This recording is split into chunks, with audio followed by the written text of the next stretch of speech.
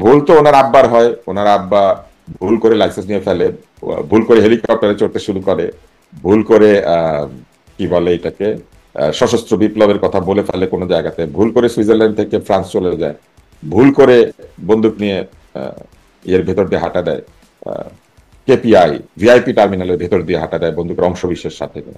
এত ভুল একটা লোকই করে, আপনি এটা লক্ষ্য করেছেন? আর মানে কেউ এই এত ভুল? উপদেষ্টাদের মধ্যে উনি কি একটু বেশি ভুল করছেন? মানে ওনার সাথে আরো অনেক ঘটনা, ধরেন তার এপিএস এর শত কোটি টাকা লোপাটের অভিযোগ তারই এপিএস এর বিরুদ্ধে ওঠে। মানে উনি নিজেকে শেখ হাসিনার স্তরে নিয়ে গেছেন। শেখ হাসিনার পিওনো 400 কোটি আছে, ওনার এপিএস এরও 311 কোটি অভিযোগ উঠেছে।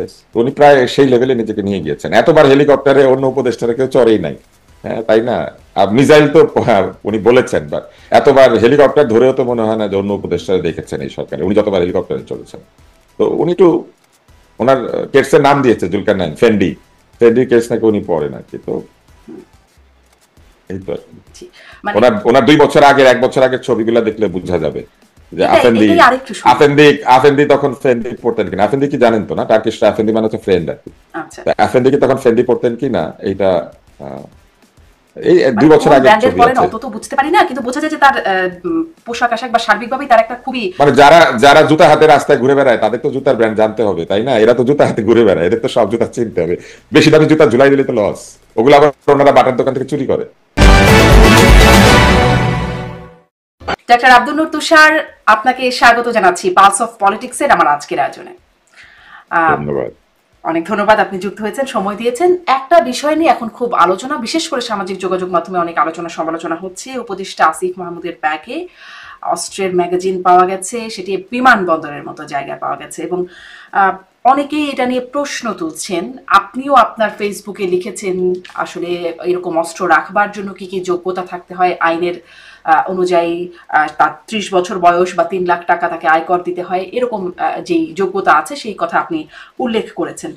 তিনি আবার লিখছেন, যারা আপনি এর গুরুত্বপূর্ণ ব্যক্তি আপনি লিখছেন এরকম যারা এই মন্তব্য করছেন তার প্রেক্ষিতে তিনি লিখছেন তার পোস্টে, আসুন জানি শিখি তারপর মন্তব্য করি। এবং তিনি সেখানে 32 নম্বর ধারার রেফারেন্স দিয়ে লিখছেন যে তার মতো মন্ত্রী পদমর্যাদার যারা আছেন তাদের জন্য আয়করের বিষয়টি বা বয়সের যে সীমাটি সেটি প্রযোজ্য হবে না, এটি তিনি বলছেন। এখন এই আসুন জানি শিখি এই পোস্ট থেকে আপনি আসলে কি শিখলেন? যেহেতু মন্তব্য করেছিলেন, কি শিখলেন সেই শিক্ষাটা থেকে, কি ব্যাখ্যা, সেই ব্যাখ্যায় কি আপনি নিজেও আশ্বস্ত হতে পারছেন? না, আমি আশ্বস্ত হতে পারছি না তার এই ব্যাখ্যা, বরং তার এই ব্যাখ্যার মধ্যে এক ধরনের উদ্ধত অ্যাটিচিউড আছে। তিনি বলার চেষ্টা করেছেন তিনি যেহেতু মন্ত্রী তাই মন্ত্রী কোটায় তিনি বন্দুকটি নিয়েছেন। তো তারা না কোটার বিরোধী, তারা না সবকিছু নিয়ম অনুযায়ী চান, কিন্তু আমি তো দেখতে পাচ্ছি তিনি মন্ত্রী কোটায় বন্দুকটা নিয়েছেন এবং তিনি মন্ত্রী হলে অবশ্যই নিতে 3 লক্ষ পারবেন, একটু টাকা নিয়ম করে। নীতিমালার মধ্যেই আসলে পড়ে। মন্ত্রী হলে সব মন্ত্রী নিয়েছে, ওনাদের এই যে উপদেষ্টা মন্ডলী আছে সেখানে যারা মন্ত্রী আছেন সবাই বন্দুক নিয়েছেন। উনি নিজের নিরাপত্তা নিয়ে এত চিন্তিত হয়েছেন, উনি তো 24 ঘন্টা নিরাপত্তা পান। 24 ঘন্টা নিরাপত্তা পাওয়ার পরও তার একটা নিজস্ব বন্দুকের প্রয়োজন হয়েছে। আপনি ব্যাপারটা চিন্তা করেন, কেউ তাকে আক্রমণ করতে এসেছে এবং তিনি কাউবয়ের মতো কোমর থেকে বন্দুক বের করে তিনি ঢাস ঢাস গুলি করছেন। এই যে একটা দৃশ্যটা কল্পনা করেন আপনি, যেখানে কিনা তার পুলিশ আছে, তার পাহারা আছে, হ্যাঁ, কিন্তু তিনি জন ওয়েইনের মতো কিংবা ক্লিন্ট ইস্টউডের মতো তিনি স্নিকার পরে বের হয়ে তিনি এদিকে ওদিকে ধাই ধাই গুলি করছেন। তিনি গুলি করতে শিখেছেন, তার গুলি লক্ষ্যভেদী। তিনি যেদিকে গুলি করবেন সেই দিকে গুলি বিদ্ধ হয়। তিনি কি গুলি করার প্র্যাকটিস করেছেন? একজন যখন হ্যান্ডগান ব্যবহার করবেন, সেই হ্যান্ডগান যদি উল্টাপাল্টা ব্যবহার করেন তাতে কিন্তু সাধারণ মানুষের নিরাপত্তা বিঘ্নিত হয়। ফলে তার কি গুলি চালানোর প্রশিক্ষণ আছে? এটা তো একটা প্রশ্ন। দ্বিতীয় প্রশ্ন হচ্ছে তিনি অবশ্যই 3 লক্ষ টাকা কর দেন নাই, কারণ তার বয়সই তো 25। দেখেন, সাধারণ নাগরিক হলে তিনি পিস্তল তো দূরের কথা, একটা বেতের লাঠি লাইসেন্সও পেতেন না, কিন্তু মন্ত্রী হওয়ার পরে তিনি একটা পিস্তল নিয়ে নিয়েছেন বা একটা বন্দুক নিয়েছেন। কি বন্দুক কি পিস্তল সেটা তিনি অবশ্য বলেন না, আমরা জানি না, কিন্তু এটা যে পিস্তল সেটা বুঝতে পেরেছে কারণ এটা একটা ম্যাগাজিন বা কার্ট্রিজ আছে। এখন তিনি আবার কি করেছেন, তিনি এতই দায়িত্ব জ্ঞানহীন, তিনি যাকে নিয়ম শেখাচ্ছেন, লেখাপড়া করে আসতে বলেছেন, তিনি নিজে নিয়ম কানুন পড়েন নাই। বিমানবন্দর সহ সেন্সিটিভ এলাকায় এই বন্দুক কিংবা বন্দুকের কোনো অংশ কিংবা গুলি ক্যারি করা নিষেধ। তিনি সেটা বন্দুককে তিনি ব্যাগে করে নিয়ে গিয়েছেন সেই কার্ট্রিজটা, এবং তারপর আবার কি করেছেন, তিনি তার প্রোটোকল অফিসারকে দিয়ে সেটা আবার ফেরত পাঠিয়েছেন। শর্তে পরিষ্কার বলা আছে এই বন্দুক বা বন্দুকের অংশ বিশেষ অন্য কেউ ক্যারি করতে পারবে না, যে মালিক তিনি ছাড়া। এবং তিনি যখন দেশত্যাগ করবেন বা স্থান ত্যাগ করবেন তখন এইটা যথাযথ কর্তৃপক্ষের কাছে জমা রেখে যেতে হবে। আর নিজের বাড়িতে রাখলে এটা একটা ভল্টের মধ্যে রাখতে হবে, যে ভল্টার অ্যাক্সেস তিনি ছাড়া আর কারো কাছে নাই। তো এই যে নিয়ম কানুনগুলি সেগুলি তিনি পড়েন নাই, তিনি শুধুমাত্র লাইসেন্সের নিয়ম কানুন মন্ত্রী হলেই পাওয়া যায়, এখন এই যে মন্ত্রী নিয়ম হলে অনেক কিছু কানুনগুলো পাওয়া আছে যায়। আমি এই আপনাকে বলি, হ্যাঁ মন্ত্রী হলে অনেক কিছু পাওয়া যায়। মন্ত্রী হলে সেগুন কাঠের লাইসেন্স পাওয়া যায়, মন্ত্রী হলে আহ বিভিন্ন জায়গাতে অ্যাক্সেস পাওয়া যায়, বিভিন্ন জায়গাতে নানান ধরনের সুবিধা পাওয়া যায়। উনি সব সুবিধা নিতে শুরু করেছেন। কয়দিনের মন্ত্রী উনি? উনি কি নির্বাচিত? এই যেই উপদেষ্টা, উনি কি নির্বাচন করে এসেছেন? ওনার মেয়াদ কি 5 বছরের? 1 বছর, 1.5 বছর বা 6 মাস পরে যখন তার মন্ত্রিত্ব থাকবে না, তখনও তিনি বন্দুকটা নিয়ে ঘুরে বেড়াবেন এবং আমরা একজন সশস্ত্র ব্যক্তি ঢাকা শহরে ঘুরে বেড়াবে কারণ 7 দিনের জন্য মন্ত্রী হয়েছিল আলী হোসেন বাদশাহ? এগুলা বললে হবে? বিপ্লবের নাম দিয়ে ব্যক্তিগত সুবিধাদি গ্রহণ করা, নিজেকে সশস্ত্র করা, এগুলি কোথায় লেখা আছে? রেজওয়ানা বন্দুক নিয়েছেন, আসিফ নজরুল বন্দুক নিয়েছেন।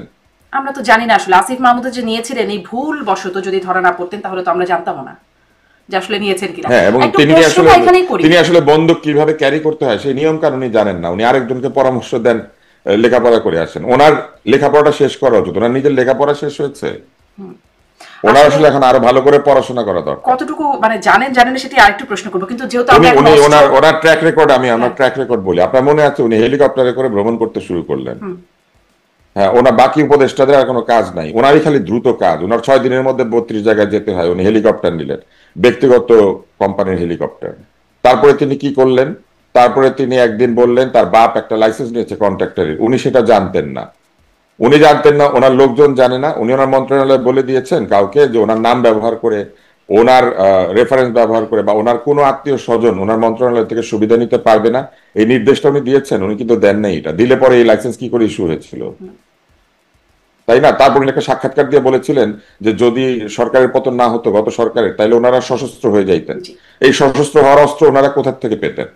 ওনাকে যেটা জিজ্ঞেস করা উচিত যে আপনারা যে সশস্ত্র আন্দোলন শুরু জি করতেন, এই আপনারা যে কোথেকে সশস্ত্র অস্ত্র আন্দোলন পেতেন? শুরু করতেন বা তাদের সশস্ত্র ওগুলা কি আন্দোলনের প্রস্তুতি লাইসেন্স ছিল করা? ডাক্তার আব্দুল নূর তুষার। না না, মানে প্রস্তুতি থাকলে, হ্যাঁ প্রস্তুতি, প্রস্তুতি যে আপনি থাকলে তো বলছিলেন অস্ত্র যে তিনি কি জোগাড়ের, অস্ত্র চালাতে অস্ত্র শিখেছেন। জোগাড়ের প্রস্তুতি থাকবে। আপনি যে প্রশ্ন না না, করছিলেন অস্ত্র তিনি কি অস্ত্র জোগাড়ের, চালাতে শিখেছেন, অস্ত্র ডাইনে করলে জোগাড়ের বামে প্রস্তুতি যাবে না, থাকবে না। তিনি শিখেছেন কিনা সেটাই বা আমরা জানি কি করে? এই যে আপনি যে প্রশ্নটি করছেন যে সেই যে সশস্ত্র হতেন বা সেই অস্ত্রটা কোত্থেকে আসতো, মানে তাদের প্রস্তুতি ছিল, তাদের কাছে যে অস্ত্র আসে নাই কোথা থেকে আসলো বা কাদের কাছ থেকে, কোন সোর্স, সেই অস্ত্র আমি এখন কোথায়, এই বিষয়গুলো কি আমরা স্পষ্ট আমি হতে পারি? আমি সেটা আমি সেটা ওইভাবে বলতে চাই না, কিন্তু আমি যেটা বলতে চাই সেটা হলো একজন যখন বলছেন যে তাদের সশস্ত্র হওয়ার প্রস্তুতি ছিল, তাহলে তাদের কাছ থেকে জানতে চাওয়া উচিত যে এই অস্ত্র কোথা থেকে আসতো। কেননা নিশ্চয়ই তারা সেই অস্ত্র, লাইসেন্স করা অস্ত্র নিয়ে তারা আন্দোলন করতেন না, সংগ্রাম করতেন না, তাই না? তখন তার লাইসেন্স পেতেন না, তখন তো তিনি মন্ত্রী না, হুম তাই না? তো ওই সময় তারা যে সশস্ত্র হতেন, কি দিয়ে সশস্ত্র হতেন, সেগুলো কোনো জবাব উনি দেন নাই। এরকম উনি বিভিন্ন সময় বিভিন্ন কাজ করেছেন। এই সম্প্রতি তিনি বন্দুক নিয়ে আমরা ধরা কি আসলে পড়েছেন। এই জবাবটাও পাবো যে তিনি আসলে এখনো আমরা জানি না, আপনিও বলছিলেন যে কোন তার অস্ত্রের ধরনটা আসলে কি খুব সুস্পষ্ট হয় নাই, তিনি কবে লাইসেন্স পেলেন, মানে এই আপনি বিষয়গুলো। আপনি এটা কখনো দেখেছেন যে এই এই ধরনের অফেন্সের পরে কাউকে ছেড়ে দেয়? একজন খেলনা পিস্তল নিয়ে, আপনার মনে আছে, বিমান উঠে পড়েছিল, বিমান ছিনতাই করেছিল, সেই ছেলেটাকে মেরে ফেলা হয়েছিল জানার পরও যে এটা খেলনা পিস্তল। আপনার মনে আছে? মনে আছে। হ্যাঁ, কোন এক নায়িকার প্রেমে অন্ধ হয়ে সে প্লেনে উঠে পড়েছিল, আপনার মনে আছে? যে একদমই সে মনে একটা আছে খেলনা আমার। পিস্তল নিয়ে হ্যাঁ উঠেছিল। হ্যাঁ, একটা খেলনা পিস্তল নিয়ে বিমানবন্দরে গেলে তাকে মেরে ফেলে। আবার গত সরকারের সময় আওয়ামী লীগের এক নেতা এরকম পিস্তল বন্দুক নিয়ে হাজির হয়েছিলেন, তাকে কিন্তু ওই বিমানবন্দর থেকে জেলখানায় পাঠানো হয়েছিল। তারও তো বৈধ লাইসেন্স করা অস্ত্র ছিল। আর উনি মন্ত্রী হয়েছেন বলে উনি ওনার প্রোটোকল অফিসারের কাছে ম্যাগাজিন দিয়ে চলে গিয়েছেন? এটা তো হতে পারে না। একজন মানুষ, আহ, উনি নিজে, মানে নিজেরই ওনার আইন কানুন ভালো করে জানা নাই আসলে। এখন সেই আইনেই বলছে, মানে এই ঘটনার সূত্রে আমরাও সবাই অস্ত্র আইন সম্পর্কে একটু জানছি, নীতিমালাগুলো সম্পর্কে জানছি, যেহেতু তিনি আমাদের শিখাচ্ছেন ওখানেটা। তো এইখানেই বলা আছে যে এই নীতিমালা ভঙ্গ করলে লাইসেন্স বাতিল হবে। সেই নীতিমালার যে একটা ভঙ্গ, যেহেতু তিনি প্রোটোকল অফিসারের কাছে দিয়ে চলে গেলেন, ওই সেফ কিপিং বা থানা বা মালখানা যেখানে যেখানে যা রাখার কথা সেখানে না রেখে, এই জন্য কি ধারণা করেন যে অভিজ্ঞতা এই সরকারকে দেখার, লাইসেন্স কি বাতিল হবে? কারণ বাতিল হবার মতো কাজ করেছেন আইন, তা বলছে। এইটা আমি জানি না, এটা তো তারা বলতে পারবে, কিন্তু আমার মনে হয় না বাতিল হবে, কারণ স্বরাষ্ট্র উপদেষ্টা এসে তার জন্য সাফাই দিয়েছেন। এবং তিনি বলেছেন একটা সাংবাদিকদেরকে যে এটা ভুল। উনি কি করে জানেন ভুল? তদন্ত করা হয়েছে। এই স্বরাষ্ট্র উপদেষ্টা আরেকজন এরকম, এবং উনি আবোল তাবোল কথা বলেই চলেছেন। এবং ভুল, আমি একটু পুরো ওনার লাইনটা বলি, লাইনটা খুব ইন্টারেস্টিং। তিনি বলছেন এটা জাস্ট একটা ভুল, ভুলে চশমাটা নেবেন, চশমা না নিয়ে মোবাইল নিয়ে রওনা দিলেন, এরকম একটা ভুল আর কি। চশমার বদলে মানে ওনার কাছে চশমা মোবাইলের ওনার মধ্যে কাছে অস্ত্র নিয়ে চশমার পিস্তলের কার্টিজ কি একই রকম মনে হয়? ওনার সামনে দিয়ে আমরা কেউ যদি এখন একটা পিস্তলের কার্টিজ নিয়ে ঘুরি, উনি সেটাকে ভুল করে চশমার বদলে নিয়ে এসেছে, এটা ভাববেন? এই লোকটার আসলে আমার মনে হয় যে ভালো করে অ্যাসেসমেন্ট করা উচিত। এই ভদ্রলোক কি বলেন আর কি বলেন না, তার কোনো ঠিক ঠিকানা নেই।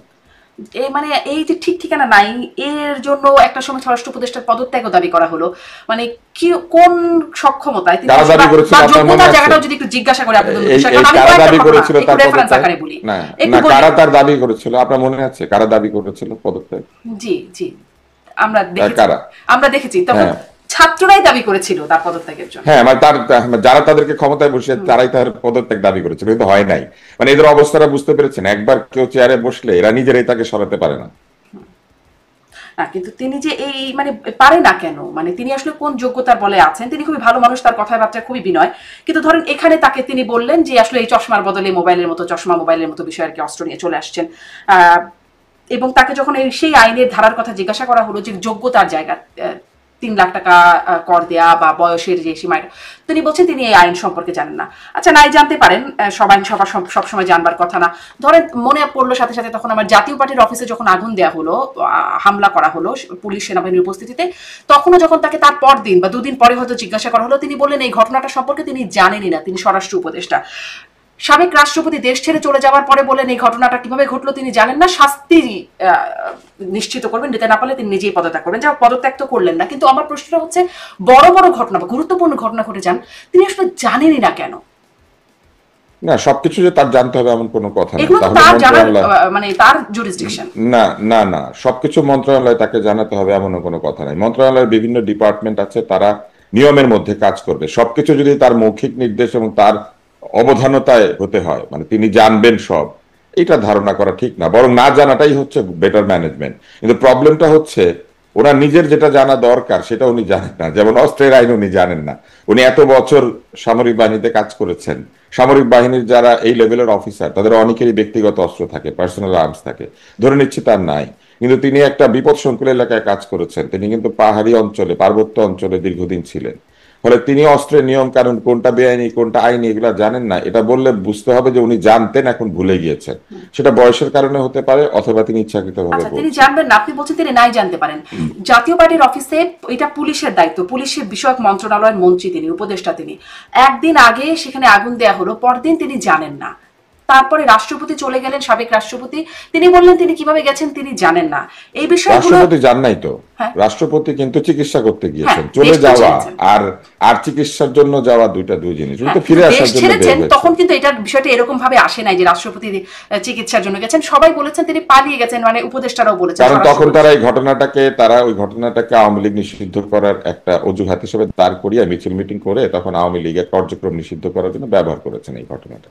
আচ্ছা। এই জন্যই তারা বলেছেন জানেন না, এবং অন্যান্য জিনিসপত্র বলেছেন। এইটা হচ্ছে আসলে কি হয় জানেন, আমাদের মতো যারা সাধারণ নাগরিক আমরা এই ভাওতাগুলা বুঝি তো। আমাদেরও তো বয়স হয়েছে, আমরাও তো আর এখন ওই তরুণ না, আমাদের বয়স তো 25 না, এবং আমরা তো কর দেই বহু বছর ধরে। ফলে আমরা তো বুঝি যে কি করিলে কি হয়। তো সেইখান থেকে আমরা বুঝতে পারি যে এক একটা ঘটনাকে তারা তাদের স্বার্থে ব্যবহার করে। আর তিনি যে অজুহাতটা দিয়েছেন যে মন্ত্রী বলেই পেরেছে, তো আমরা ছোটবেলায় সানন্দা বলে একটা পত্রিকা ছিল, ওইখানে ছিল যে আমার মা সব জানে, আমার মা সব পারে। তো এখন আমরা দেখতে পাচ্ছি এই মন্ত্রীরা সব জানে না, কিন্তু সব পারে।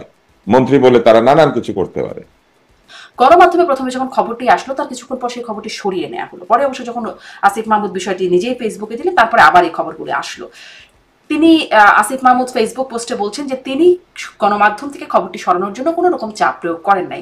কেন গণমাধ্যম থেকে খবরটি সরে গেল তাহলে প্রথমে আর কি?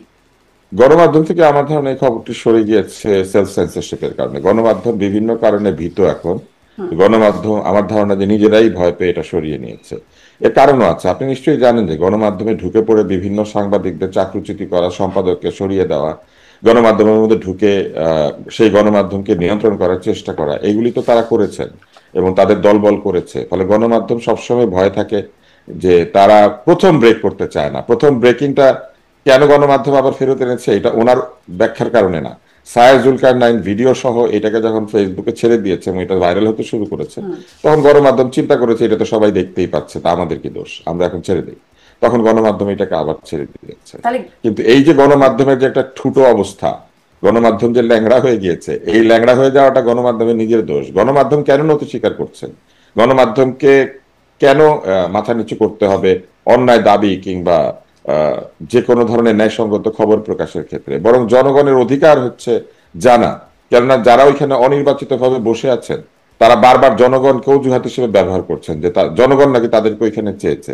জনগণ তাদেরকে ওইখানে চেয়েছে, সেটা কি সংখ্যাগরিষ্ঠ জনগণ কিনা এটা তো এখন ভোটের মাধ্যমে প্রমাণ করা উচিত। এবং তাদের যে অবস্থা এখন, আমি তো মনে করি তাদের নিজেদের থাকা উচিত নাকি উচিত না, এটা নিয়ে একটা গণভোট করা উচিত। কিন্তু ওরা যে বারবার গণমাধ্যমের মধ্যে এখনো গণভোটের কথা বলে না, সেরকম চাপ ওনারা নাই। ওনারা একটা গণভোট করুন, করুক না, যদি এতই জোর থাকে মাজায়, তাহলে ওনারা একটা গণভোট করুক। এই এই উপদেষ্টারা, এই যারা এই যে চশমার বদলে বন্দুক নিয়ে যায় আর বন্দুকের বদলে চশমা চোখে দেয়, মানে চশমার বদলে বন্দুক চোখে দেয় আর চশমার বদলে বন্দুক নিয়ে বের হয়, এই উপদেষ্টাদের আসলে জনগণ পছন্দ করছে কিনা এটা নিয়ে একটা গণভোট করুক না। অবশ্যই সেই ফেসবুক তো উপদেশটা শুনতে পান রাস্তায় বের হলে যে 5 বছর, আরো 5 বছর আপনারা থাকেন, উনি আবার শুনতেও না, পান। ওইটা আবার আরেকজন শুনতে পায়, মানে এক একজন এক এক চিজ। হ্যাঁ, তু চিজ বাড়ি হয় মাস্ত মাস্ত। যেটি মানে গণমাধ্যমের প্রসঙ্গে যে বারবার সরকারের পক্ষ থেকে বলা হচ্ছে গণমাধ্যমের উপর কোনো চাপ নাই, তাহলে মানে সাংবাদিকরাও বলছেন যে তাদের উপর এরকম চাপ নাই, গণমাধ্যম আসলে ভয়টা কিসের পাচ্ছে? গণমাধ্যম চাকরিচ্যুতির ভয় পায়। গণমাধ্যম ভয় পায় যে তাদের ওখানে কেউ ঢুকে পড়ে পরের দিন ওই গণমাধ্যমের সম্পাদক হয়ে বসে পড়বে, এরকম কি মবের হয় ভয়, নাই? আপনি মানে এটা একটা রকমের শুধু মবে, এক ধরনের মবের ভয়। দ্বিতীয় হচ্ছে যে পদ হারানোর ভয়। গণমাধ্যমের সম্পাদকরা নিজেদেরকে ভালনারেবল ভাবছেন। আপনি দেখেন তো কতগুলা গণমাধ্যমের সম্পাদক বদল হয়েছে। আমি আমি কখনো দেখি নাই যে রাজনীতির বদল হলে সম্পাদক বদলাইতে শুরু করে। সম্পাদক নিয়ম অনুযায়ী সম্পাদনা করবে। সম্পাদক বদলায়, যাদেরকে সম্পাদক হিসেবে দিয়ে দেওয়া হয়েছে তারাও কি খুব যোগ্য? আপনি খোঁজ নেন। জি। অযোগ্য সম্পাদক বদলেছেন, খুব ভালো কথা, কিন্তু যাদেরকে দিয়েছেন তারা কোন যোগ্যতায় গিয়েছেন এটা তো দেখতে হবে।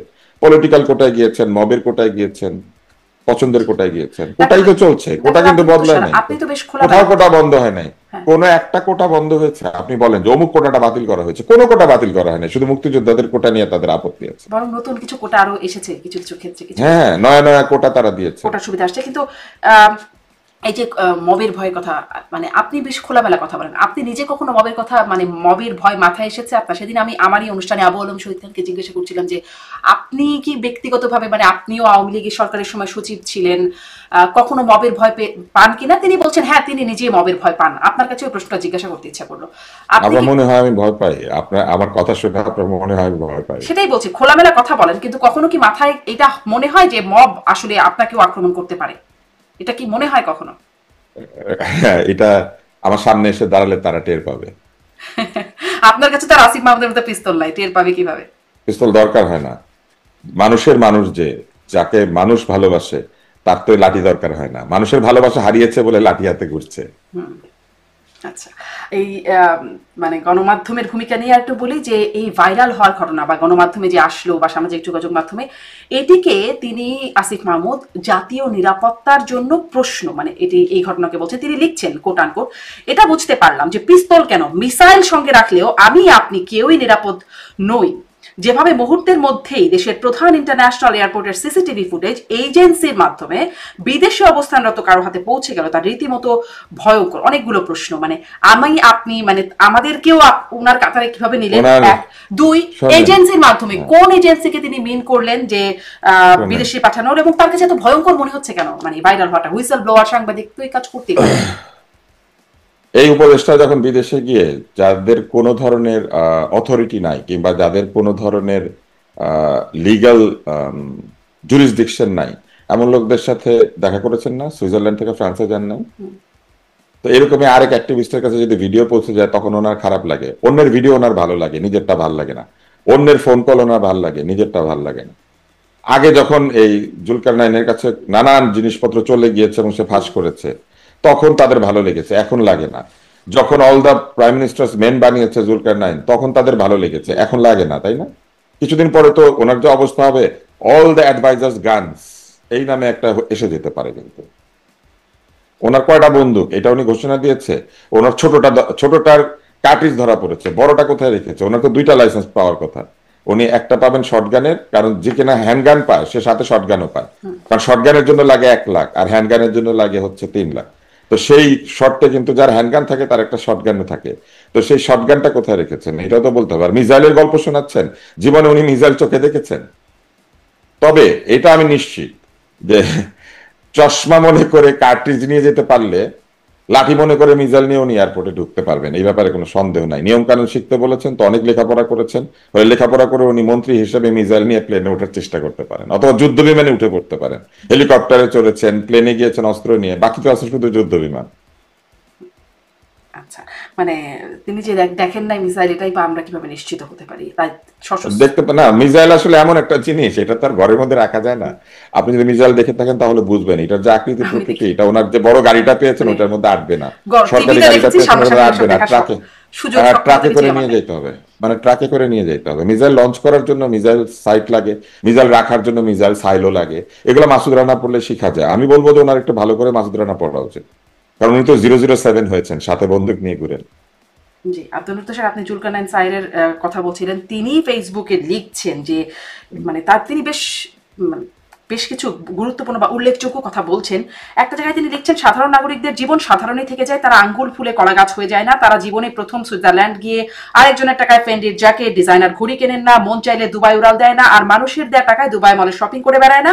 সাধারণ নাগরিকের কন্ট্রাক্ট ম্যানিপুলেট করে অর্থ লোপাট করেন না। নিষিদ্ধ গোষ্ঠীর লোকের হাতে দেশের গুরুত্বপূর্ণ সংস্থা তুলে দিয়ে তার মাধ্যমে কমিশন খাওয়ার বন্দোবস্ত করেন। এই লাস্ট আমি যে লাইনগুলো পড়ছিলাম তার মধ্যে এই বিষয়ে জানতে চাই যে কোন নিষিদ্ধ গোষ্ঠীর লোকের হাতে কোন এটা আপনি গুরুত্বপূর্ণ সংস্থা তুলে দিচ্ছেন এবং কারা কমিশন খাচ্ছেন? ওপেন ইনফরমেশন না, কিন্তু ধারণা করতে পারেন কি? পারমিন, এখন আপনি স্বরাষ্ট্র উপদেষ্টার মতো জেনেও বলছেন যে আমি জানি না। এই অভিযোগটা সমস্ত পত্রিকাতে এসেছে। ঢাকা উত্তরের মেয়রকে একদল লোক দাবি করেছেন যে তারা মনে করেন যে ঢাকা উত্তরের মেয়র যেহেতু এর আগে কারাদণ্ড ভোগ করেছেন, কারাভোগ করেছেন হিজবুত তাহরীরের সদস্য হিসেবে, তাই তারা তাকে এই এই গোষ্ঠীর সদস্য হিসেবে অনেকে অভিযোগ করেছেন। আমার এই বিষয়ে সত্যাসত্য জানা নাই, কিন্তু অভিযোগটা আমি দেখেছি সব। ফলে আমার ধারণা যে তাকে নিয়ে কথাটা বলা হয়েছে। আর উনি তো তদবিরে নিয়োগ পেয়েছেন। ওনাদের যে একটা বড় কোটা চালু করেছেন ওনারা, সেটা হচ্ছে মন্ত্রীর তদবির, উপদেষ্টার তদবির, সেই তদবির উনি নিয়োগ পেয়েছেন, এটা তো পরিষ্কার। ওই চিঠি তো ফেসবুকে সোশ্যাল মিডিয়াতে ভাইরাল হচ্ছিল। ফলে আমার ধারণা যে জুলকারনাইন এটাই বলেছেন। আর বাকি যেটা, সেটা আমি আপনাকে একটু বলি।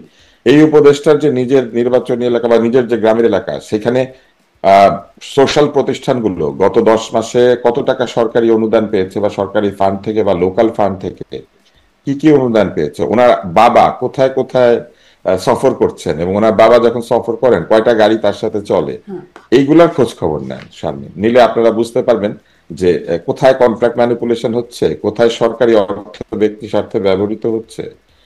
এগুলো কিন্তু আহ, তখন এমনিতেই বোঝা যায়। এই উপদেষ্টা আরো একটা কাজ করেছিলেন, তিনি একবার ধানমন্ডিতে মশা মারা ডেঙ্গু রোধের জন্য রবীন্দ্র সরোবর যাওয়ার কথা নাকি পরিকল্পনা করেছিলেন। সবাই তখন বলতে শুরু করেছিল যে তিনি ধানমন্ডি এলাকা থেকে ঢাকায় তিনি নির্বাচন করবেন। তো এরকম এই উপদেষ্টাদের সম্পর্কে এক একজনের ব্যাপারে এক একটা শোনা যায়। যেমন আহ, পরিবেশ উপদেষ্টার স্বামী হোমনাথে গিয়ে জনসংযোগ করছেন। ওনার স্বামীর কি কাজ জনসংযোগের? উনি কি রাজনীতি করতেন নাকি? এই উপদেষ্টা যদি এখন, উপদেষ্টার স্বামী যদি এখন গিয়ে আহ রাজনীতি করার আগ্রহ এরকম মানে প্রকাশ করতে থাকেন, পোস্টারও দেখা গেছে যে তিনি আসলে সংসদ সদস্য হিসেবে তিনি নির্বাচন করতে চান, এরকম পোস্টারও ছাপানো হয়েছে। এগুলা নির্লজ্জতা। এই নির্লজ্জতা, এই এই জিনিসগুলি তাদের যে ইমেজ, সেই ইমেজের ক্ষতি করছে। পরিবেশের 2 আনার উন্নতি হয় নাই, কিন্তু ওনার স্বামীর পদোন্নতি ঘটার সম্ভাবনা দেখা দিয়েছে। এই যে প্রধান উপদেষ্টা, এই প্রধান উপদেষ্টা একবার আমার পা ভেঙে গিয়েছিল, উনি আমাকে ধরে ধরে আমাকে আহ, হেঁটে আমাকে ওয়াশরুমে নিয়ে গিয়েছিলেন, কারণ আমি একা বসেছিলাম একটা কোনায়, যেতে পারছিলাম না।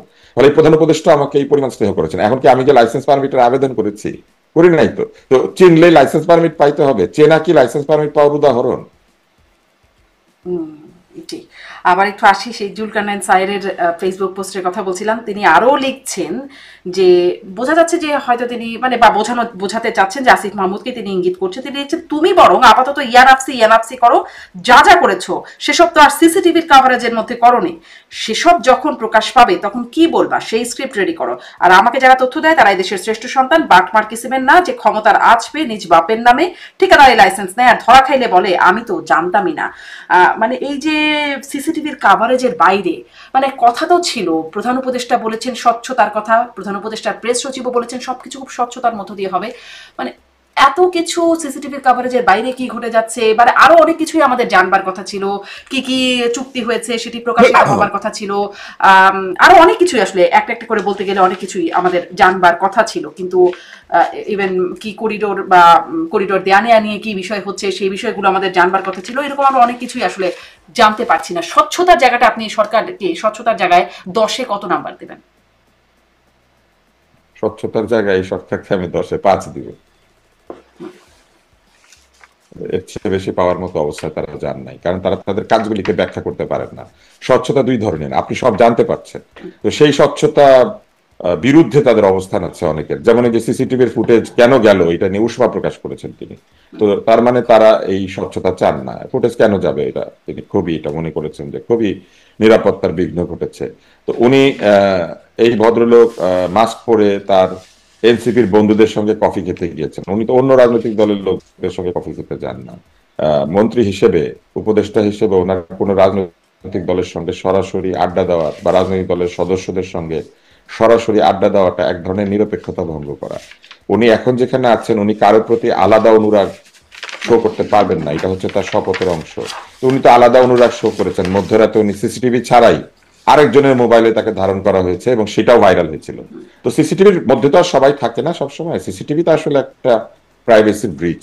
সব জায়গাতে সিসিটিভি থাকলে আপনি দেখবেন যে লিখে রাখতে হয় যে এখানে সিসিটিভি আছে, যাতে মানুষ অনেক কিছু করার আগে সচেতন হয় যে সিসিটিভিতে তার কোনো অড মুহূর্ত, ধরেন তিনি জামা বদলাচ্ছেন, এটা তো আর কোনো অপরাধ না, কিন্তু সিসিটিভি থাকলে তো সেখানে সেটা চলে যেতে পারে। তো এই জন্য সিসিটিভি যেখানে থাকে সেখানে লিখে রাখতে হয় যে এইখানে সিসিটিভি আছে, যাতে সবাই সতর্ক হয়। তো যে জায়গাতে সিসিটিভি আছে সেখানে উনি বন্দুক নিয়ে হাঁটা দিলেন কেন, এইটা তাকে আগে বলতে হবে।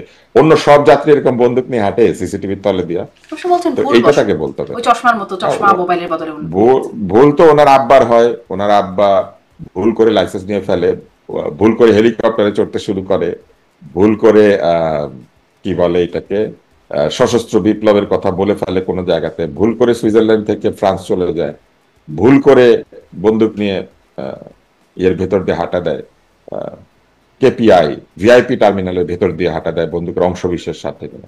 এত ভুল একটা লোকই করে, আপনি এটা লক্ষ্য করেছেন? আর মানে কেউ এই এত ভুল? উপদেষ্টাদের মধ্যে উনি কি একটু বেশি ভুল করছেন? মানে ওনার সাথে আরো অনেক ঘটনা, ধরেন তার এপিএস এর শত কোটি টাকা লোপাটের অভিযোগ তারই এপিএস এর বিরুদ্ধে ওঠে, মানে উনি কি উপদেষ্টার মানে মধ্যে উনি বেশি ভুল করা? উনি মানে নিজেকে মাহফুজ উনি আলমও নিজেকে মাঝখানে অনেক এই ধরনের আলোচিত কথাবার্তা বলতেন, সংবাদের জন্ম দিতেন, কিন্তু তারপরে এখন তিনি একরকম উনি অনেকটাই নিজেকে বেশ নীরব। শেখ হাসিনার, উনি নিজেকে শেখ হাসিনার স্তরে নিয়ে গেছেন। শেখ হাসিনার পিওনো 400 কোটি আছে, ওনার এপিএস এরও 311 কোটি অভিযোগ উঠেছে। তো উনি প্রায় সেই লেভেলে নিজেকে নিয়ে গিয়েছেন। এতবার হেলিকপ্টারে অন্য উপদেষ্টারা কেউ চড়েই নাই, হ্যাঁ তাই না? আর মিসাইল তো উনি বলেছেন, বা এতবার হেলিকপ্টার ধরেও তো মনে হয় না যে অন্য উপদেষ্টারা দেখেছেন এই সরকারে, উনি যতবার হেলিকপ্টারে চলেছেন। তো উনি একটু ওনার কেটসের নাম দিয়েছে Zulkar nine, Fendi, Fendi Keats নাকি উনি পড়েন আর কি। তো এই তো আর কি। জি, মানে ওনার ওনার 2 বছর আগের, 1 বছর আগের ছবিগুলা দেখলে বোঝা যাবে যে এটাই আফেন্দি, এটাই আরেকটু শুনি। আফেন্দি তখন ফেন্ডি পড়তেন কিনা। আফেন্দি কি জানেন তো না, টার্কিশ আফেন্দি মানে হচ্ছে ফ্রেন্ড আর কি। আচ্ছা, তা আফেন্দি কি তখন ফেন্ডি পড়তেন কিনা এইটা আহ, এই মানে 2 বছর কোন আগের ব্র্যান্ডের ছবি পরেন আছে। অত তো বুঝতে পারি না, কিন্তু বোঝা যায় যে তার পোশাক আশাক বা সার্বিকভাবেই তার একটা খুবই মানে যারা যারা জুতা হাতে রাস্তায় ঘুরে বেড়ায় তাদের তো জুতার ব্র্যান্ড জানতে হবে তাই না? এরা তো জুতা হাতে ঘুরে বেড়ায়, এদের তো সব জুতা চিনতে হবে। বেশি দামি জুতা ঝুলাই দিলে তো লস, ওগুলো আবার ওনারা বাটার দোকান থেকে চুরি করে। মানে আমার আমার কথা আপনার হাসি পাবে, আমি আসলে ইচ্ছা করে এইভাবে কথা বলছি। আসলে একটা জায়গা থেকে মানুষ এতটা হতাশ হয়, জুলাই মাস আবার ফিরে এসেছে আর আমরা এইগুলা দেখতে পাচ্ছি। এই জন্য মুগ্ধ প্রাণ দিয়েছিল, এই জন্য আবু সাইদ প্রাণ দিয়েছিল দিবস পাওয়ার জন্য, দিবসের জন্য আবু সাইদ প্রাণ দেয় নাই। একটা বাংলাদেশ, সুন্দর বাংলাদেশের জন্য প্রাণ দিয়েছিল এই ছেলেরা। ফারহান ফায়াজ এই জন্য প্রাণ দিয়েছিল, আমার স্কুলের ছেলে, তাই না? এরা কি এমনি এমনি প্রাণ দিয়েছে? ইয়ামিন এই জন্য প্রাণ দিয়েছে। তো এই এই এই এই মিসাইলের গল্প, বন্দুকের গল্প, কেটসের গল্প, হেলিকপ্টারের গল্প শোনার জন্য? জি, ওনার মানে আরো যারা আছেন উপদেষ্টা হয়েছেন বা ছাত্র উপদেষ্টাও আরো আরো অন্তত দুজন হয়েছেন, ওনার এই বিষয়টা আপনি একটু বলছিলেনই, আরো একটু জানতে চাই যে সাধারণ মানুষের কাছে আপনি কথাও বলেন, তারা আসলে কিভাবে মানে গণ অভ্যুত্থানের একজন নেতৃত্ব, আপনি বলছিলেন তার আগের ছবি দেখার কথা, সেখান থেকে তার পোশাক আশাকের বিষয়ে কথা বলছিলেন, বা তার যে আচরণ, তার বিরুদ্ধে সমালোচনা যে তিনি খুব অ্যারোগেন্ট, এই জায়গাটিতেও একটা সমালোচনা আছে। প্রথম যখন সমালোচনা শুরু হলো, বিসিবির কর্মকর্তারা সবাই দাঁড়িয়ে তাকে সালাম দিচ্ছেন, তিনি চেয়ারে বসে সালাম নিচ্ছেন এবং পরিচয় শুনছেন, বাবার বয়সী তার সবাই ওখানে উপস্থিত যারা সালাম দিচ্ছিলেন, মানে গাড়ির দরজা না খুলে দিলে তিনি বের হতে পারছেন না, বের হবার জন্য অন্য কাউকে গাড়ির দরজা খুলে দিতে হয়। এই বিষয়গুলো গণ অভ্যুত্থানের ওই সেই ছবি, ছাত্র আসিফ মাহমুদের, সেখান থেকে এইটা মানুষের কাছে আসলে কেমন লাগে, সাধারণ মানুষের সাথে কথা বলে কি কি বোধ করেন? সাধারণ মানুষ গণতান্ত্রিক শাসন চায়। সাধারণ মানুষ ভেবেছিল দীর্ঘ স্বৈরাচারের পরে দ্রুত গণতন্ত্র আসবে। সাধারণ মানুষ তাদের নিজের ক্ষমতাটা ফেরত চেয়েছে। সাধারণ মানুষের তো একটাই ক্ষমতা, ভোট দেওয়া এবং ভোট দিয়ে সরকারকে নির্বাচন করা অথবা সরকারকে চলে যেতে বলা। সাধারণ মানুষ তার যে 5 বছরে একবার ক্ষমতা এক্সারসাইজ করার সুযোগ পায়, সেটাই ফেরত চেয়েছে। ফলে সাধারণ মানুষ বহু কারণে তাদের বিরক্তি প্রকাশ করছে, এবং আপনি দেখবেন যে সাধারণ মানুষ এই গত 10 ক্ষমতার যে প্রদর্শনী করছেন, সেই প্রদর্শনী এবং তাদের যে আইন না মানার প্রবণতা, এগুলো সাধারণ মানুষ ভালো চোখে দেখে না, দেখছে না। যেমন এই সব উপদেষ্টারা অনেকেই মবের বিরুদ্ধে একটা শব্দও বলেন না।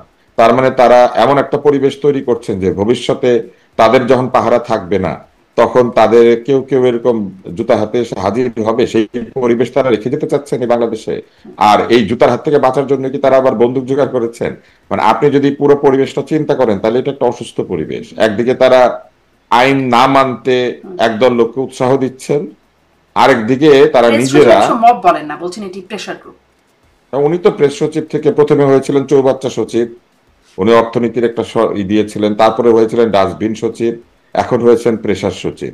উনি মব কি আর প্রেসার গ্রুপ কি এটার পার্থক্য বুঝেন না, এইটা আমরা বলতে পারি না। কারণ যিনি ইউরোপের প্রতিষ্ঠানে চাকরি করেছেন দীর্ঘদিন, যার লেখাপড়া আছে বাংলাদেশের প্রাইভেট বিশ্ববিদ্যালয়ে, সেই লোক যদি এখন বলে যে কোনটা মব আর কোনটা প্রেসার গ্রুপ উনি বুঝেন না, তাহলে ওনার উচিত গিয়ে গ্রিন পিস কি, তারপরে ডক্টরস সাউন্স ফ্রন্টিয়ার্স কি, তারপরে এই যে সাংবাদিক উইদাউট বর্ডার্স মানে জার্নালিস্ট উইদাউট বর্ডার্স সেটা কি, তারপরে আইপিপিএনডব্লিউ কি, international physicians for prevention of nuclear war কি, গ্রেটা থুনবার্গ কি করে, এমনকি ওনাদের উপদেষ্টা পরিষদে ভর্তি কি, অধিকার কি, বেলা কি, তাই না? এগুলো ওনার একটু, তারপরে যে আম, আবরার সাহেবের একটা শিক্ষা বিষয়ক এনজিও আছে, তো এগুলা কি প্রেশার গ্রুপ নাকি এগুলো মব? এটা তো ওনাকে বলতে হবে। কারণ যাহা মব তাহা যদি প্রেশার গ্রুপ হয়, তাহলে যাহা প্রেশার গ্রুপ তাহা মব। তাহলে ব্রতি কি মব? হ্যাঁ, গ্রেটা থুনবার্গ কি মবের লিডার? এই লোকটার আমার মনে হয় যে প্রথমেই উনি জিহ্বা দিয়ে উনি বিগত সরকারের নেতাদের সমান হতে পেরেছেন। কারণ ওবায়দুল কাদেরের জিহ্বা যেমন এদিক ওদিক চলে, মানে কোনো লাগাম নাই, এবং মোটামুটি ওই লেভেলে নিজেকে উন্নত করতে পেরেছেন।